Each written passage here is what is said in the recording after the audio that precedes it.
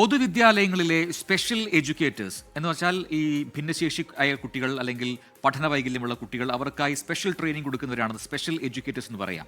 അവരുടെ സ്ഥിര നിയമനം വൈകുന്നതിനാൽ വലിയ ബുദ്ധിമുട്ടിലാണ് സംസ്ഥാനത്തെ 3000-ഓളം അധ്യാപകർ. സുപ്രീം കോടതി ഉത്തരവുണ്ടായിട്ടും സർക്കാർ നിയമനം നൽകാത്തതാണ് പ്രതിസന്ധിയാവുന്നത്. വിഷയത്തിൽ ഇനിയെങ്കിലും സർക്കാർ നടപടി സ്വീകരിക്കണം എന്നാണ് ആവശ്യം. സാധാരണ കുട്ടികളെക്കാൾ പരിഗണനയും പരിചരണവും വേണ്ട കുട്ടികളാണ് ഭിന്നശേഷിക്കാർ. അവരെ പഠിപ്പിക്കുന്ന അധ്യാപകരാണ് അർഹമായ ആനുകൂല്യങ്ങൾക്കായി തെരുവിൽ ഇറങ്ങേണ്ട ഗതികേടിൽ എത്തിയിരിക്കുന്നത്.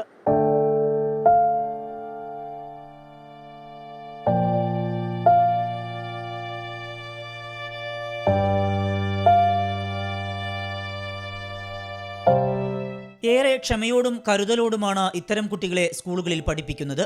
കൂടാതെ ആഴ്ചയിൽ ഒരു ദിവസം ഗൃഹാധിഷ്ഠിത വിദ്യാഭ്യാസവും ഉറപ്പാക്കണം. ചലനശേഷി കുറഞ്ഞവരും നിത്യരോഗികളായവരുമായ കുട്ടികളെയാണ് ഇങ്ങനെ പഠിപ്പിക്കുന്നത്. എല്ലാ ബുധനാഴ്ചയും രാവിലെ ഒരു കുട്ടിയുടെ വീട്ടിലും വൈകിട്ട് മറ്റൊരു കുട്ടിയുടെ വീട്ടിലും എത്തിയാണ് അധ്യാപകർ വിദ്യാഭ്യാസം നൽകുന്നത്. നിരവധി വിഷമങ്ങൾക്കിടയിലും സ്പെഷ്യൽ എഡ്യൂക്കേറ്റേഴ്സ് തൊഴിലിൽ വ്യാപൃതരാണ്. എന്നാൽ സ്ഥിരം നിയമനം എന്ന സർക്കാർ ഉറപ്പ് ജലരേഖയായി മാറുന്നതിനൊപ്പം പലർക്കും കൃത്യമായി ശമ്പളം ലഭിക്കുന്നുമില്ല. കേന്ദ്ര സർക്കാരിന്റെ ഫണ്ട് ലഭിക്കാത്തതാണ് ശമ്പളം വൈകാൻ കാരണം. നമ്മൾ ഏകദേശം 2001 മുതൽ ഈ മേഖലയിൽ പ്രവർത്തിച്ചുകൊണ്ടിരിക്കുന്നുണ്ട്. പക്ഷേ ഭരണമാറ്റങ്ങൾ ഇങ്ങനെ നടന്നുകൊണ്ടിരിക്കുമ്പോഴും കൃത്യമായ ഒരു നിയമന സ്ഥിരതയോ കാര്യമായ ശമ്പള വർധനവോ ഇക്കാലം അത്രയും ഉണ്ടായിട്ടില്ല. അതിനാവശ്യമായ നടപടിക്രമങ്ങൾ പല തട്ടുകളും നമ്മൾ നടത്തിയിട്ടുണ്ടെങ്കിലും ഇതുവരെ അതിൽ ഒരു ക്ലൈമാക്സ് എത്തിക്കിട്ടില്ല എന്നുള്ളതാണ് നമുക്ക് പറയാനുള്ളത്. 2001 മുതൽ വിവിധ പദ്ധതികളിലായി നിയമനം നേടിയ അധ്യാപകരാണ് സ്ഥിരം നിയമനത്തിനായി നിയമ നടപടിയുമായി മുന്നോട്ടു പോകുന്നത്. സുപ്രീം കോടതിയിൽ നിന്ന് 3 തവണ അനുകൂല വിധി നേടിയിട്ടും ഫലമുണ്ടായില്ല. സുപ്രീം കോടതിയിൽ സംസ്ഥാന സർക്കാർ സമർപ്പിച്ച സത്യവാങ്മൂലത്തിൽ 9355 പോസ്റ്റുകളാണ് വേണ്ടത് എന്ന് വ്യക്തമാക്കുന്നുണ്ട്.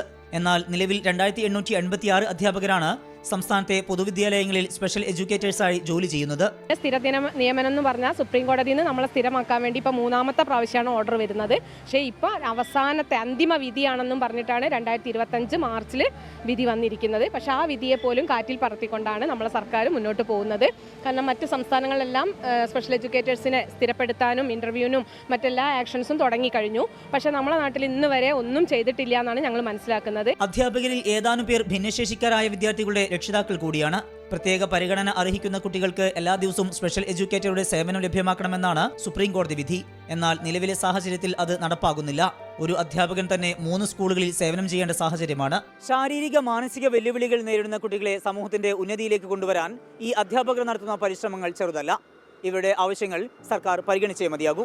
കോഴിക്കോട് നിന്ന് സമീർ സി മുഹമ്മദ്, 24. പൊതുജനം കഴുതയല്ല സാർ.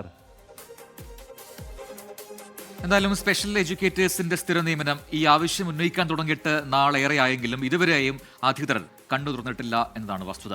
പലർക്കും കൃത്യമായ ശമ്പളം ലഭിക്കാത്തതും വലിയ ബുദ്ധിമുട്ടാണ്. കാണാം കുറച്ചുകൂടി പ്രതികരണങ്ങൾ. ഞാൻ SSKയിൽ 13 വർഷമായിട്ട് വർക്ക് ചെയ്യുന്ന സ്പെഷ്യൽ എഡ്യൂക്കേറ്ററാണ്. രക്ഷിതാവും കൂടിയാണ്. ഭിന്നശേഷി എന്നുള്ള ഒരു അത്രയും വയസ്സിൻ്റെ ഒരു പ്രാധാന്യം മനസ്സിലാക്കുന്നുണ്ട്. എന്നിട്ടും നമ്മളുടെ ഒരു മേഖലയിൽ നടന്നുകൊണ്ടിരിക്കുന്ന ലോക നിയമത്തിൻ്റെ കൂടെ ഇപ്പോഴും കേരള കൂടെ എത്തിയിട്ടില്ല എന്നുള്ളതാണ് ഞങ്ങളിപ്പോൾ ഇത്രയും വർഷത്തെ എക്സ്പീരിയൻസ് കൊണ്ട് മനസ്സിലാക്കുന്നത്. അപ്പം ഇൻക്ലൂസീവ് എഡ്യൂക്കേഷൻ എന്നുള്ള ഗവൺമെൻറ്റിൻ്റെ നയമാണ്. പിന്നെ എന്തുകൊണ്ടാണ് ഞങ്ങളിപ്പോൾ അതിൻ്റെ ഒരു ഭാഗമാക്കാത്ത എന്നുള്ളൊരു ചോദ്യം ഗവൺമെൻറ്റിനോട് ഞങ്ങൾ ചോദിച്ചുകൊണ്ടിരിക്കുകയാണ്.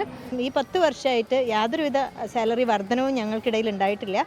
ഭിന്നശേഷി കുട്ടികളാണ് നമ്മുടെ ജനറൽ സ്കൂളിൽ സാധാരണ പൊതുവിദ്യാലയത്തിൽ പഠിക്കുന്ന ഭിന്നശേഷി കുട്ടികൾക്കാണ് നമ്മൾ സേവനം നൽകുന്നത്. അപ്പോൾ അതുകൊണ്ട് തന്നെ സർക്കാർ ഞങ്ങളെ പരിഗണിച്ചേ പറ്റൂ. യാതൊരുവിധ പരിഗണനയില്ലാതെയാണ് ഇപ്പം ഞങ്ങൾ നീങ്ങിക്കൊണ്ടിരിക്കുന്നത്.